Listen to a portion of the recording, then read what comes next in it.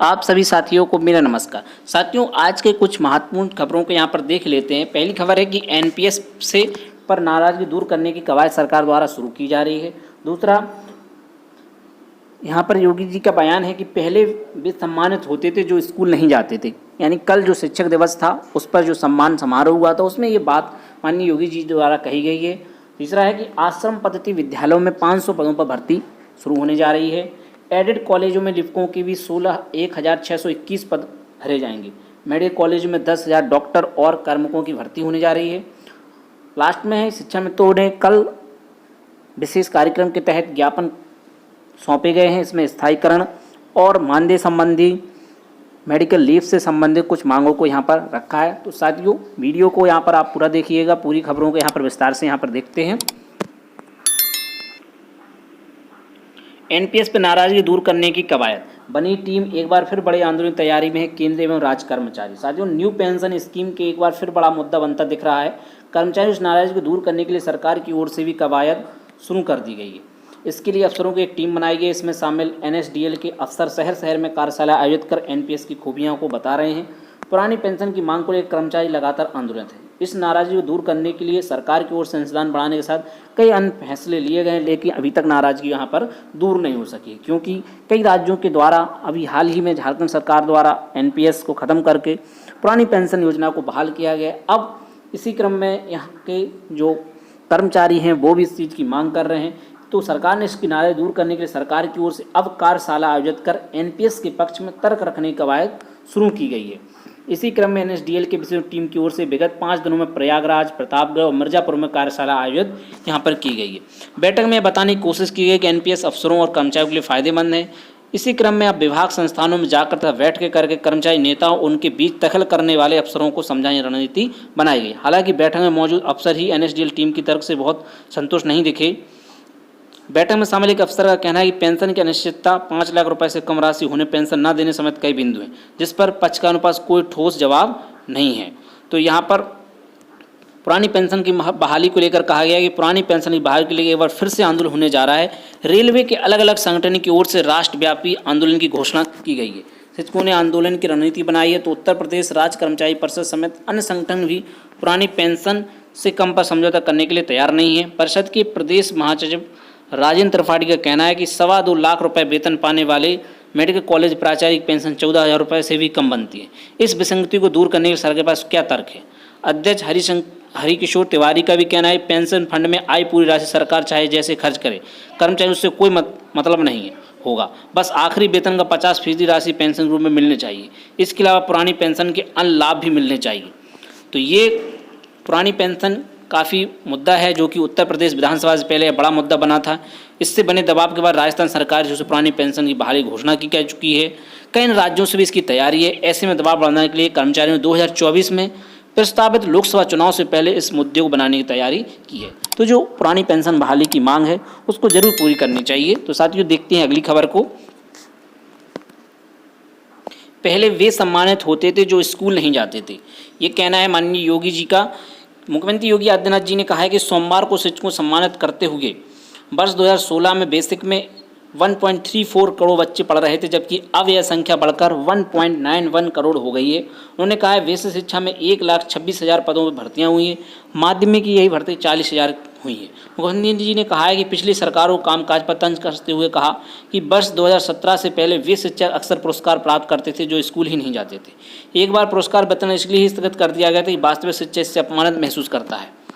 मुख्यमंत्री जी ने कहा कि जब सुनता हूं कि स्कूल में बच्चों से झाड़ू लगाए तो मैं इसे सकारात्मक तरीके से देखता हूं। अपने स्कूल में झाड़ू लगाना कहां से बुरा होता है, अपने घर को साफ करना कहां से नकारा होता है। उन्होंने कहा कि स्कूल से लेकर प्रदेश तक को निपुण बनाना है, अभियान सभी शिक्षक अपने हाथ में ले लें, 30-40 बच्चों की जिम्मेदारी लें। पिछले 5 सालों के कामों का जिक्र करते हुए उन्होंने कहा कि शासन संभाला तो कई बेसिक स्कूल में गंदगी से आवार भरा रहता था।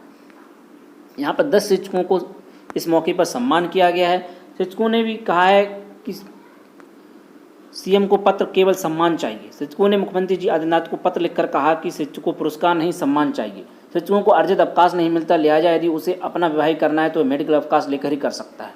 वहीं शिक्षकों को बैठकों में दरी पर बैठना पड़ता है। विशिष्ट बीटीसी शिक्षक वेलफेयर एसोसिएशन के प्रदेश अध्यक्ष संतोष तिवारी जी ने कहा है कि मुख्यमंत्री को लिखे पत्र में कहा कि कई ब्लॉकों में शिक्षक अब भी बैठक के समय जमीन पर बैठते हैं, क्या अन्य कहीं पर जमीन पर बैठक होती है? इसके अलावा 5 पोर्टल यहाँ पर लॉन्च किए गए हैं। पहला पहुँच, इस पोर्टल की मदद से स्कूल खोलने के लिए क्षेत्र चुनने में मदद मिलेगी। दूसरा पंख, यहाँ पर विद्यार्थियों के कैरियर गाइडेंस के लिए पोर्टल बनाया गया है, यानी कैरियर से संबंधित यहाँ पर इंफॉर्मेशन मिल सकती है। तीसरा पोर्टल बनाया गया है प्रज्ञान, जो कि ई लाइब्रेरी से संबंधित है। यहाँ पर ई लाइब्रेरी में पुस्तकें उपलब्ध रहेंगी। चौथा पोर्टल बनाया गया परख, किस राज्य के विद्यालय में क्या संसाधन है वह इस पोर्टल पर देख सकते हैं।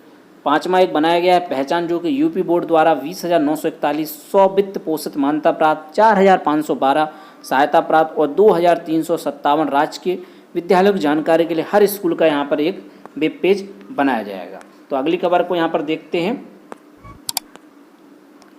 ये खबर आश्रम पद्धति विद्यालयों से, यहाँ पर 500 पद भरने के बारे में पेपर में आप दिया हुआ है।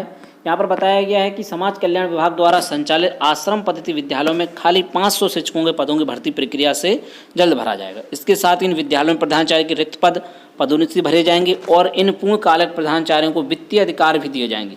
यह घोषणा राज्य मंत्री स्वतंत्र प्रभार श्री असीम अरुण ने सोमवार को यहाँ गोमती नगर स्थित भागीदारी भवन में आयोजित कार्यक्रम में की। विभाग की ओर से पहली दफा आश्रम पद्धति विद्यालयों के प्रभारी प्रधानाचार्यों और शिक्षकों को सम्मानित करने के लिए यह कार्यक्रम आयोजित किया गया था। समाज कल्याण राज्य मंत्री जी ने भी ऐलान किया कि अगले महीने से इन आश्रम पद्धति विद्यालयों में पढ़ रहे छात्र छात्राओं हर मंडल में एक सेंटर ऑफ एक्सीलेंस शुरू किया जाएगा, जहां इंजीनियरिंग मेडिकल विधि की प्रतियोगी परीक्षाओं की तैयारी के लिए कोचिंग संचालित की जाएगी। इस कार्यक्रम में 10वीं और 12वीं कक्षाओं में अच्छे रिजल्ट देने वाले एटीएस के 35 शिक्षकों को पहली बार समाज कल्याण विभाग के मंत्री असीम अरुण द्वारा सम्मानित किया गया। आश्रम पद्धति विद्यालयों के छात्र छात्राओं को तकनीकी और रोजगार परक शिक्षा कैसे प्रदान की जाए, इसके लिए टाटा कंसल्टिंग सर्विस यानी टीसीएस का समाज कल्याण विभाग के साथ 3 वर्ष का अनुबंध हुआ है। इस मौके पर समाज कल्याण राज्य मंत्री संजीव गोंड, समाज कल्याण सचिव समीर वर्मा भी मौजूद रहे। ये आश्रम पद्धति विद्यालय वो विद्यालय हैं जो कि नवोदय विद्यालय की तर्ज पर प्रदेश में संचालित होते हैं। यहाँ पर 6 से 12 तक की पढ़ाई निःशुल्क प्रदान यहाँ पर की जाती है। तो साथियों देखते हैं अगली खबर को। प्रदेश के एडेड कॉलेज में लिपिकों के 1,621 पदों पर होगी भर्तियां। साथियों ये खबर प्रदेश के 4500 अधिक सहायता प्राप्त माध्यमिक विद्यालयों में लिपिकों के 1,621 रिक्त पदों पर भर्ती होगी। शिक्षा निदेशालय ने सभी 18 मंडलों से रिक्त पदों की सूचना एकत्र करने के बाद शासन को भेज दी है। अध्ययन चयन सेवा आयोग की ओर से आयोजित प्रारंभिक अर्हता परीक्षा के आधार पर लगभग 13 साल बाद इन स्कूलों में बाबुओं की भर्ती होने जा रही है। तो ये क्लर्कों की यहाँ पर भर्ती होने जा रही है। इसमें सचिव डॉक्टर वेदपति मिश्रा जी ने 4 जुलाई को चयन प्रक्रिया संबंधी शासन जारी किया था।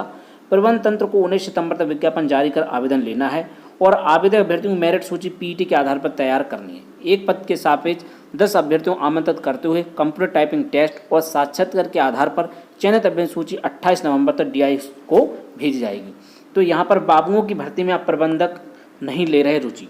सहायता प्राप्त माध्यमिक स्कूलों में बाबुओं की भर्ती में प्रबंधक रुचि नहीं ले रहे। सूत्रों माने तो स्कूल में पद रिक्त होने के बावजूद ना तो इसकी सूचना दे रहे हैं, ना ही नियुक्ति प्रक्रिया के लिए आगे आ रहे हैं। इसके कारण है कि पहले प्रबंधक स्वयं नियुक्ति करते थे, उसमें रुपयों के लेन देन मनमाने के आरोप भी लगते रहे। तकरीबन 9 साल पहले इन भर्तियों पर सरकार ने रोक लगा दी। अब पीईटी के माध्यम से ये भर्तियाँ शुरू होने जा रही हैं। तो ये 1,621 पदों पर ये भर्तियाँ होंगी। इसी क्रम में सरकारी मेडिकल कॉलेजों में 10,000 डॉक्टर और कर्मियों की अब यहाँ पर भर्ती होने पर जा रही है। यहाँ पर प्रदेश के सरकारी मेडिकल कॉलेजों, चिकित्सा संस्थानों और सुपर स्पेशलिटी संस्थानों में जल्द 10,000 डॉक्टरों और कर्मियों की यहाँ पर भर्ती शुरू होगी। सोमवार को राष्ट्रीय आयुर्विज्ञान आयोग के मानकों के अनुसार स्नातक, परास्नातक और सुपर स्पेशलिटी कोर्सेज की सीटों और बेड के अनुसार शैक्षणिक और गैर शैक्षणिक पदों सृजित किए जाने के शासन ने जारी कर दिया गया है। बीते मंगलवार को कैबिनेट की मंजूरी दी गई थी। वहीं दूसरी ओर वर्ष 21 में सृजित किए गए डॉक्टर कर्मियों के 47,127 पदों में भर्ती प्रक्रिया चल रही है। इस तरह अब कुल 57,127 पदों पर ये भर्तियाँ होंगी। तो ये सरकारी मेडिकल कॉलेज में 10,000 डॉक्टर और कर्मियों की अब यहाँ पर भर्ती शुरू हो जाएगी। तो साथियों देखते हैं अगली खबर को। शिक्षा मित्रों ने प्रदर्शन कर ज्ञापन सौंपा। पूरे प्रदेश में कल शिक्षक दिवस के मौके पर शिक्षा मित्र साथियों के द्वारा ज्ञापन कार्यक्रम प्रस्तुत किया गया और कई जगह ज्ञापन सौंपे गए। उसमें स्थायीकरण, मेडिकल की सुविधाएं आदि के बारे में कहा गया है और चाइल्ड केयर लीव की सुविधाएं नहीं मिलने के कारण उन्हें काफ़ी परेशानियों का सामना करना पड़ता है। मानदेय काफ़ी कम है, जिसकी वजह से घर चलाना मुश्किल हो रहा है। इस संबंध में सभी जनपदों में ये प्रदर्शन किया गया और ज्ञापन सौंपे गए। तो साथियों, अगर आपको वीडियो अच्छा लगा हो तो वीडियो को लाइक कर लें, चैनल को सब्सक्राइब कर लें और अपने साथियों को अधिक से अधिक शेयर कर दें, जिससे कि उन्हें भी ये शिक्षा विभाग से जुड़ी एवं भर्ती से संबंधित सभी जानकारियाँ एक जगह मिल सके। तो साथियों, मिलते हैं किसी नेक्स्ट वीडियो में। जय हिंद।